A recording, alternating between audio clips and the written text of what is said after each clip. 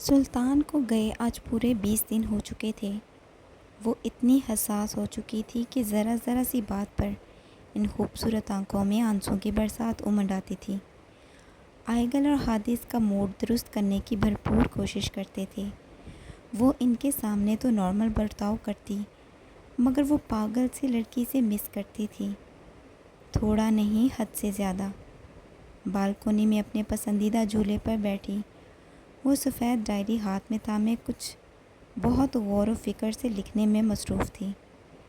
Diary پر قلم بند ہوتا ہر لفظ اس کی آنکھوں سے نکلتے آنسوؤں پر مکمل ہوتا۔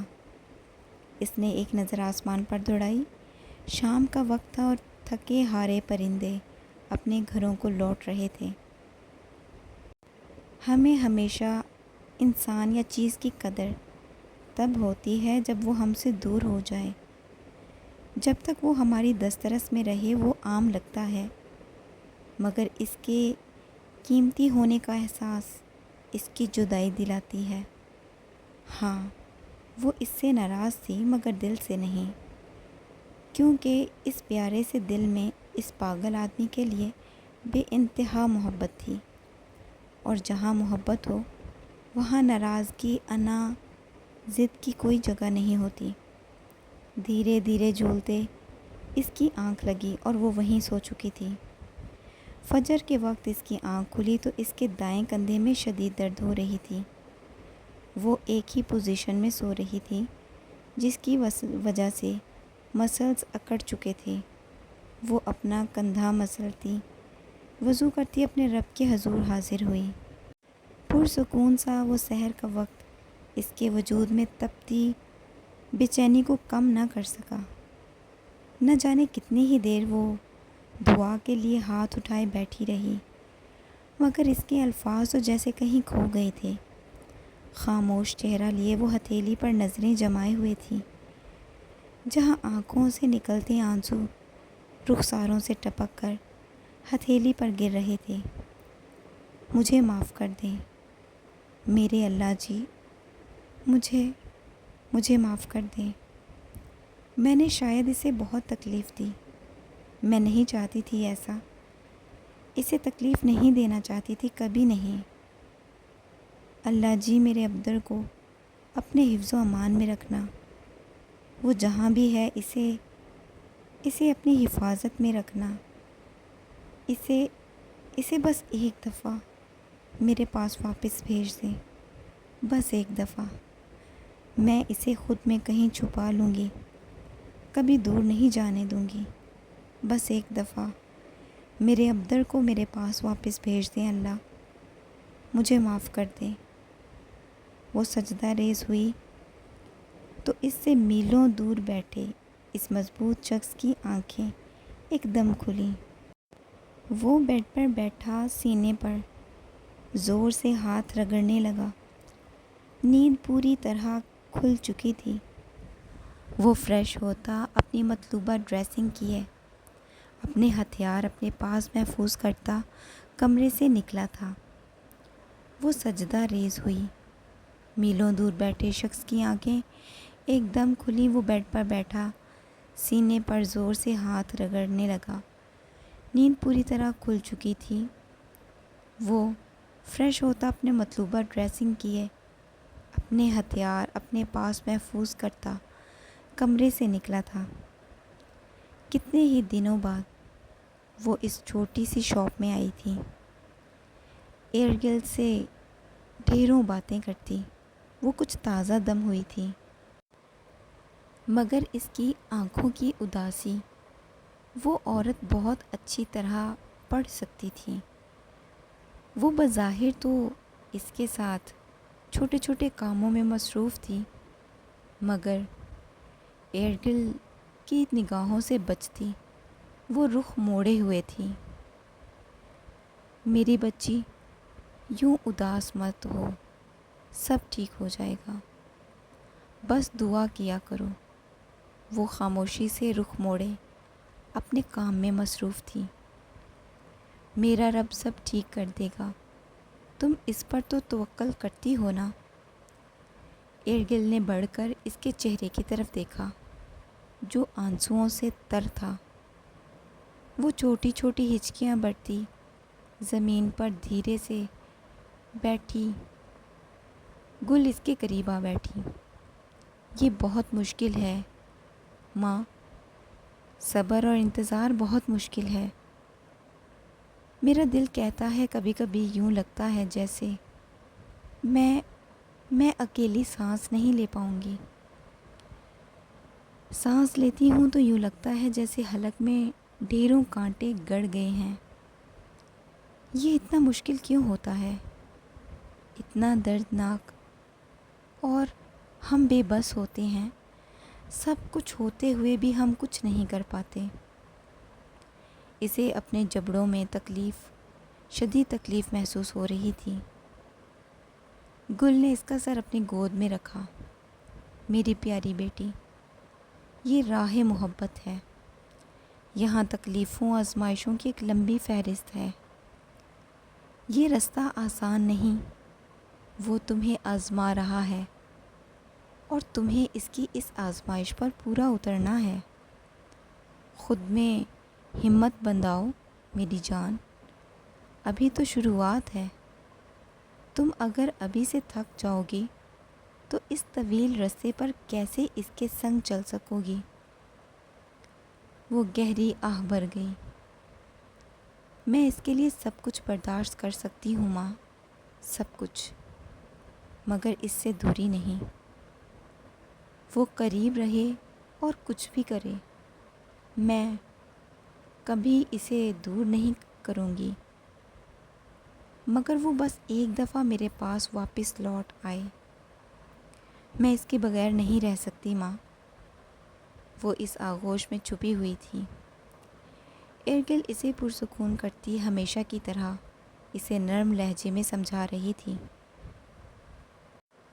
جو کافی حد تک اسے سمجھنے اور پرسکون کرنے میں کامیاب ہوئی تھی۔ یہ گیت الپ کے اس چھوٹے سے فلیٹ میں رونق جم چکی تھی۔ وہ نادان سی لڑکی پورے گھر میں ہلہ گلا مچاتی ایک شور برپا کر دیتی تھی۔ جس شور سے لطف اندوز ہوتا وہ پیارا سا لڑکا اپنی زندگی کو مکمل ہوتا محسوس کرتا تھا۔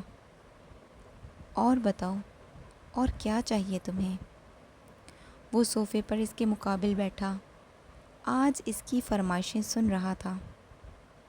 بس جو کہا وہی چاہیے، اور کچھ نہیں۔ ارے یار، کیا ہر وقت بکس، کبھی کچھ اور بھی کہہ دیا کرو، وہ چڑھ کر بولا۔ اور کیا کہوں بھلا؟ ارے پیار سے کہا کرو نا، جب میں گھر سے باہر ہوں تو کال کر کے کہا کرو کہ تم میرے لیے آتے ہوئے چاکلیٹس، چپس، سنیکس، ڈریسز لیتے آنا۔ ارے بھائی، پتہ تو چلے کہ میری بھی شادی ہو چکی ہے، مگر بیوی صاحبہ کی کال آتی بھی ہے تو بس اتنی کہ کب آؤ گے، اور پھر کال بند۔ وہ دونوں ہاتھ آپس میں باندھے اپنے سٹائل میں بول رہا تھا، اور وہ اس کی باتیں سنتی بس ہنستی ہی چلی جا رہی تھی۔ جناب، میری فرمائشوں کی لسٹ بہت لمبی ہے، پوری کر سکو گے کیا؟ تم بولو تو صحیح۔ وہ سیدھا ہوا۔ جانتے ہو نا، مجھے ہمیشہ سے ہی عادات سے ایک لگژری لائف سٹائل کی ہے۔ ہاں تو کیا؟ تو مجھے تو بہت کچھ چاہیے، جیسے کہ ایک بڑا سا گھر، ایک لمبی سی گاڑی، اتنے ڈریسز کہ میں سارا سال بھی پہنوں تو ختم نہ ہوں، اور ورلڈ ٹرپ، اور اتنی کتابیں کہ میں ساری زندگی پڑھتی رہوں، وہ تب بھی ختم نہ ہوں۔ وہ بول رہی تھی اور یہ گیت اپنے سر پر ہاتھ رکھے اس کی فرمائشیں سن رہا تھا۔ ارے بریک لگاؤ لڑکی، اور ایک نظر مجھ پر بھی دوڑا لو۔ میں تو غریب سا آدمی ہوں، بمشکل ایک کمپنی چلاتا ہوں، تم تو بہت جلد میرا دیوالیہ کر دو گی۔ وہ شریر سا چہرہ بنائے اسے تک رہا تھا۔ ہاہ، تو تم نے مجھے پہلے کیوں نہیں بتایا؟ کیا نہیں بتایا؟ وہ سوالیہ نگاہ سے اسے دیکھتا بولا، ارے یہی کہ تم غریب ہو، مجھے پہلے پتا ہوتا تو تم سے شادی کیوں کرتی بھلا؟ وہ ہنسا، اسی لیے تو نہیں بتایا تھا نا، تاکہ تم اپنا ارادہ نہ بدل دو۔ وہ بالوں میں ہاتھ پھیر گیا۔ وہ ناک سکیڑے اسے دیکھ رہی تھی۔ یگیت نے اس کی کلائی تھامتے اسے اپنے قریب کیا۔ اس کے باب کٹ بالوں کو چھوتا۔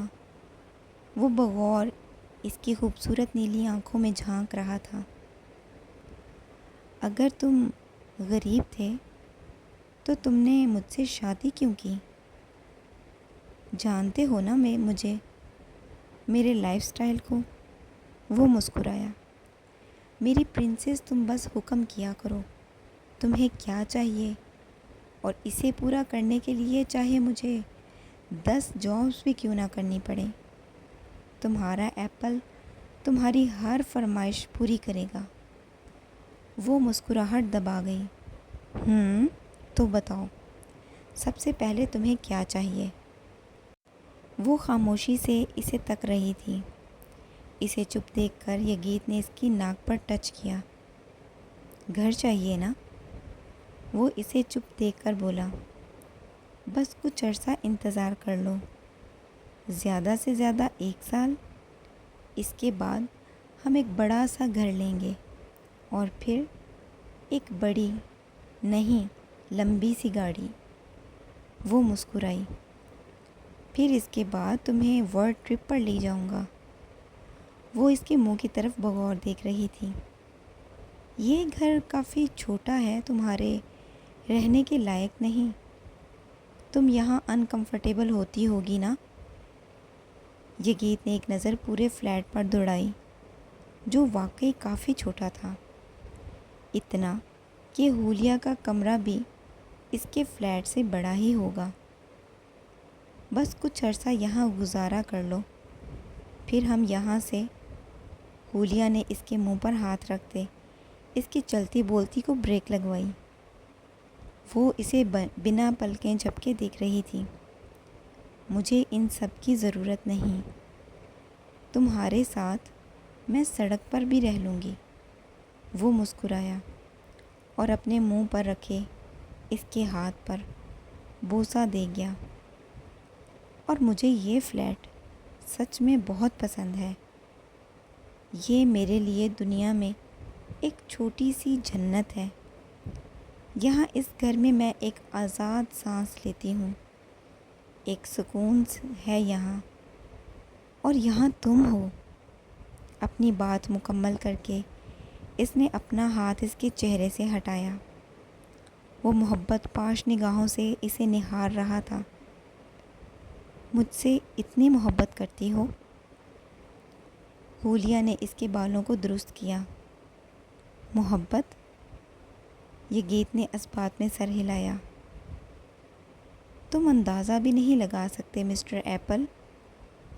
اس کی بات کے اختتام پر بیگی نے ایک دم اپنے دل پر ہاتھ رکھتے آنکھیں موندی، اور اگلے ہی پل آنکھیں کھولتے اسے دیکھا، اور اس کا ہاتھ تھام کر اپنے دل کے مقام پر رکھا۔ وہ پاگل سا دل اپنے مقام سے باہر آنے کو تھا۔ وہ ہنس دی، تم پاگل ہو؟ وہ اسے دھکیلتی اٹھی تو یگیت نے اس کی کلائی تھامی۔ میں واقعی پاگل ہوں، میری موگلی تمہارے لیے۔ وہ مسکراتی ہوئی مڑی اور اس کے ہاتھ سے اپنا بازو آزاد کرتی وہ تیکھی نگاہ اس پر دوڑا گئی۔ زیادہ فری مت ہوا کرو، ٹھیک ہے نا؟ 3 فٹ، کہتی وہ زن سے کمرے میں داخل ہوئی تو وہ دڑام سے صوفے پر گرا۔ ہائے رے قسمت! وہ کھل کر مسکرایا۔ ایک نظر وقت پر دوڑاتا وہ اٹھا۔ حولیہ، میں جا رہا ہوں، جلدی آ جاؤں گا، خیال رکھنا۔ کہتا ہوا وہ 2 قدم بڑھا ہی تھا کہ اسے اس کی آواز سنائی دی، 9 بجے سے پہلے گھر آ جانا، ورنہ جانتے ہو نا؟ وہ مسکرایا اور چل دیا۔ شام دھیرے دھیرے ہر طرف اپنے پر پھیلا رہی تھی۔ موسم کچھ ابر آلود تھا۔ سردی کی بڑھتی شدت اور تیز ہوا سے لہراتا وہ بالکنی کا دروازہ بند کرتی بیڈ پر آ بیٹھی۔ ایک نگاہ اسے وقت پر دوڑاتی وہ لب میچ گئی۔ کہا بھی تھا جلدی آ جانا، مگر اس ایڈیٹ کے دماغ میں کچھ گھس جانا مطلب قیامت۔ گھڑی رات کے 9:45 بتا رہی تھی۔ اتنے میں ڈور بیل بجی۔ وہ غصے سے بھرا چہرہ لیے دروازہ کھولے کھڑی تھی۔ مرحبا کہتا ہوا ایک قدم بڑھا تو حولیہ نے اس کے سینے پر ہاتھ رکھتے اسے واپس گھر سے باہر دھکیلا۔ وہ سوالیہ نگاہ سے اسے دیکھ رہا تھا۔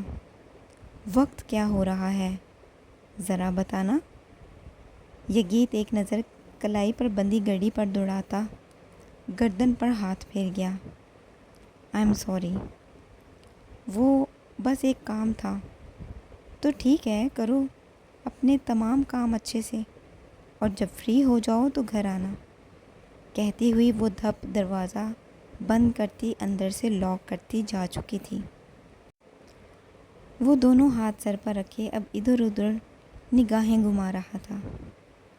کیا جنگلی لڑکی ملی ہے مجھے، یا رب! وہ دونوں ہاتھ ہوا میں اٹھا گیا۔ موسم میں خنکی بڑھی۔ وہ کتاب پڑھنے میں مصروف تھی۔ وہ اس کہانی میں اتنا کھو گئی کہ اس پاگل سی لڑکی کو وقت گزرنے کا احساس ہی نہ ہوا۔ ایک دم کڑکتی تیز بجلی سے اس کا دھیان کتاب سے ہٹا۔ اس نے کتاب ایک طرف رکھتے بالکنی کا پردہ ہٹایا تو باہر تیز بارش دیکھتی وہ گھڑی پر نگاہ دوڑا گئی جو رات کے 11:10 بتا رہی تھی۔ وہ سر میں چپت لگاتی دوڑ کر باہر کا دروازہ کھولے باہر آئی۔ وہ دروازے کے ایک طرف زمین سے لگا بیٹھا بارش میں بھیگتا آنکھیں موندے ہوئے تھا۔ حولیہ نے تیزی سے بڑھ کر اسے کندھوں سے تھام کر ہلایا تو یگیت کی اچانک سے آنکھیں کھلیں۔ ارے ڈفر ایڈیٹ، تم یہاں کیا کر رہے ہو؟ دیکھ نہیں رہے کیا اتنی سردی ہے اور اتنی تیز بارش اور تم مزے سے یہاں بیٹھے بھیگ رہے ہو؟ یگیت نے ایک زوردار چھینک ماری۔ میری جنگلی بیوی، اب تم گھر سے باہر یوں نکال پھینکوں گی تو میں اور جا بھی کہاں سکتا ہوں؟ وہ کچھ شرمندہ سی ہوئی۔ اٹھو یہاں سے، چلو۔ وہ اسے بازوؤں سے تھام کر اٹھاتی گھر داخل ہوئی۔ وہ مکمل بھیگ چکا تھا۔ شدید سردی میں اس مضبوط سے لڑکے کے ہونٹ نیلے پڑ رہے تھے۔ تم وہ بولتی بولتی رکی، مگر وہ کچھ کہہ نہ سکی۔ ظاہر تھا غلطی تو اس کی ہی تھی۔ کپڑے بدلتا وہ ٹاول سے سر پونچھتا اسے کنکھیوں سے دیکھ رہا تھا۔ تم بالکنی سے اندر نہیں آ سکتے تھے؟ ویسے تو میرے گھر کی بالکنی میں کودنے سے باز نہیں آتے تھے، اور اب؟ یگیت نے ایک نگاہ بغور اسے دیکھا۔ تم نے منع کیا تھا اندر آنے کو، تو کیسے آ سکتا تھا؟ حولیہ نے ایک تیکھی نگاہ سے اسے دیکھا۔ تو میں منع کروں گی تو کیا گھر نہیں آؤ گے؟ وہیں کھڑے رہو گے؟ وہ اس کا ہاتھ تھامے اپنے قریب بٹھا گیا۔ میری غلطی تھی، مجھے جلدی آنا چاہیے تھا، اور میری غلطی پر تم اگر ساری رات گھر سے باہر کھڑا رہنے کو کہو گی تو میں ساری رات اس بارش میں بھیگتا کھڑا رہوں گا۔ حولیہ نے پلکیں جھپکی۔ نہ جانے کیوں مگر اسے اس وقت خود پر شدید غصہ اور اس پاگل سے لڑکے پر ڈھیروں پیار آیا۔ حولیہ نے ایک دم بڑھتے اسے اپنی آغوش میں چھپایا۔ بیگی کی آنکھیں بڑی ہوئیں۔ وہ منہ اور آنکھیں کھولے اسے دیکھ رہا تھا۔ جو آنکھیں بند کیے ایک ہاتھ اس کے شانوں کے گرد پھیلائے اور دوسرا اس کے بالوں میں رکھے گہری سانسیں بھر رہی تھی۔ I'm sorry، میرا دھیان نہیں تھا۔ وہ فضول سی کتاب پڑھتے وقت کا احساس نہیں ہوا۔ I'm sorry، وہ شریر سا مسکراتا اس کے گرد بازو حمائل کر گیا۔ بیگی کی ایک اور زوردار چینک بلند ہوئی۔ وہ بے بسی سے اسے دیکھ رہی تھی۔ باہر کافی سردی تھی۔ وہ معصوم سی شکل بنائے اب اسے تھوڑا شرمندہ کر رہا تھا۔ وہ لب کاٹتی نگاہیں چرا گئیں۔ I'm sorry، تو تم معافی کی طلبگار ہو؟ وہ اس بات میں سر ہلا گئی۔ وہ اس سے دور ہوئی تھی مگر وہ واپس سے اسی جگہ سیٹ ہوتا دھیرے سے بیڈ پر درست ہوا۔ بس یہاں سلا لو تو معاف کیا۔ وہ اس کی آغوش میں تھوڑا درست ہوا۔ وہ شریر سا مسکرائی اور لحاف اچھی طرح اپنے گرد پھیلا گئیں۔ گہری سردی سے اس برف کی مانند ٹھنڈے ہوئے وجود میں ایک پرسکون سی حرارت نمودار ہوئی۔ وہ پرسکون ہوا تھا۔ یہ گیت نے ایک نظر چہرہ اٹھائے اسے دیکھا۔ تم کافی ہاٹ ہو، وہ عام لہجے میں بولا۔ ایکسکیوز می، ہولیا نے آنکھیں پھیلائے اسے دیکھتے کہا۔ میرا مطلب تھا تم کافی گرم ہو، میرا مطلب تم آگ ہو، مطلب شعلہ، انگارہ۔ کیا بول رہا ہوں میں؟ وہ اپنی ہڑبڑی میں تیز تیز بولتا خود کو ڈپٹ گیا، جبکہ اس کی احمقانہ جوابات پر وہ اپنی مسکراہٹ بمشکل دبائے ہوئے تھی۔ ہو گیا تمہارا؟ ہولیا نے آئی برو اٹھائے پوچھا۔ ہاں شاید ہو گیا۔ وہ ہنسی دبا گئی۔ اب اگر اپنے بالوں کی درگت نہیں بنوانا چاہتے تو چپ چاپ سو جاؤ، وہ اسپاٹ لہجے میں بولی تو مقابل اس بات میں سر ہلاتا خاموش ہوا۔ وہ کھسیانی سی ہنسی ہنستی آنکھیں موند گئی۔ وہ تو بس اتنا بتانا چاہتا تھا کہ اب وہ سردی محسوس نہیں کر رہا، مگر وہ ایڈیٹ ٹھیک سے اظہار کرنا بھی نہیں جانتا تھا۔ ایک مکمل پلان اور ٹیکنیک کے ساتھ وہ تینوں اپنی مطلوبہ جگہ پر حملہ کر چکے تھے۔ سراج ہاشمی کا اڈا وہ تینوں نفوذ تباہ کر چکے تھے۔ وہاں ملنے والے تمام افراد میں بس انہیں اپنی مطلوبہ فرد کی کمی محسوس ہوئی۔ سلطان نے ہر ایک کا چہرہ اٹھا کر دیکھا مگر وہ کتا بھاگ نکلا تھا۔ وہ غصے سے دھاڑا اور اپنی گرفت میں مقید آدمی پر وہ اپنا غصہ نکال رہا تھا۔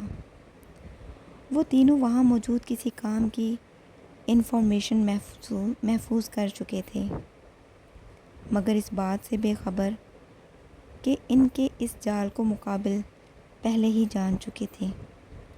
سلطان اور اس کے آدمی اس اڈے پر حملہ کرنے والے ہیں، انہیں اس بات کی سو پہلے ہی لگ چکی تھی۔ اس جگہ کی حالت کافی بری ہو چکی تھی۔ سلطان نے زمین پر بیٹھتے نیچے پڑا ایک نشان دیکھا جو کہ اے لیٹر کا نشان تھا۔ اسے گھما کر دیکھنے پر سلطان کے اعصاب ایک دم ڈھیلے ہوئے۔ یہاں سے نکلو جتنی جلدی ہو سکے، وہ بلند آواز میں کہتا وہاں سے بھاگا تھا مگر اس کے بھاگنے سے پہلے ہی ان سبھی لوگوں کی لاشوں میں سیٹ کیے بم پھٹنا شروع ہو چکے تھے۔ ڈھیروں آدمی زمین بوس ہوئے باری باری اپنے وجودوں کی دھجیاں اڑتی ہوئی دیکھ رہے تھے۔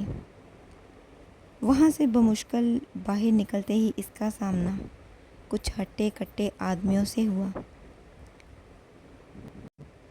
سلطان کی زندگی کا یہ ایک بدقسمت دن تھا۔ ان آدمیوں سے بچتا وہ اپنے وجود پر ڈھیروں زخم لیے وہاں سے بمشکل نکلا تھا۔ بھاگتا ہوا وہ ایک گلی میں داخل ہوا۔ وہ آدمی اس کا پیچھا کرتے کتوں کی طرح اپنی تیز ناک استعمال کرتے اس کے عین پیچھے کھڑے تھے۔ مسلسل بھاگتے وہ آخر تھک کر گلی کے ایک کونے میں آ بیٹھا۔ اس کے وجود اور چہرے سے نکلتا خون زمین پر پھیل رہا تھا، چہرے پر بے جا زخموں کے نشانات۔ وہ عجیب سے حلیے میں گہری سانسیں بھرتا دیوار کے کونے سے لگا بیٹھا تھا۔ اسے اپنے وجود میں ہلکی ہلکی تکلیف محسوس ہو رہی تھی۔ کچھ دیر وہ ایک ہی پوزیشن میں بیٹھا رہا۔ سلطان نے دھیرے سے آنکھیں بند کی تو ایک پر نور چہرہ مسکراہٹ لیے اس کے روبرو تھا۔ اس نے اپنی پینٹ کی جیب سے اپنا والیٹ نکالا اور اسے کھولنے پر دائیں طرف مقید اس کی زندگی مسکرا رہی تھی۔ اس کی وہ چھوٹی سی تصویر دیکھتے اس کے سنجیدہ چہرے پر ایک مسکراہٹ دوڑی۔ زخموں سے چور وجود پر وہ ایک ٹھنڈک سی پڑتی محسوس کر رہا تھا۔ کچھ دیر وہ بنا پلکیں جھپکے اسے مسکراتا ہوا دیکھتا رہا۔ سلطان نے چہرے کے قریب کرتے اس کی ننھی سی تصویر پر لب رکھ دیے۔ میری زندگی، تمہیں بہت بہت مس کر رہا ہوں، وہ مسکرایا۔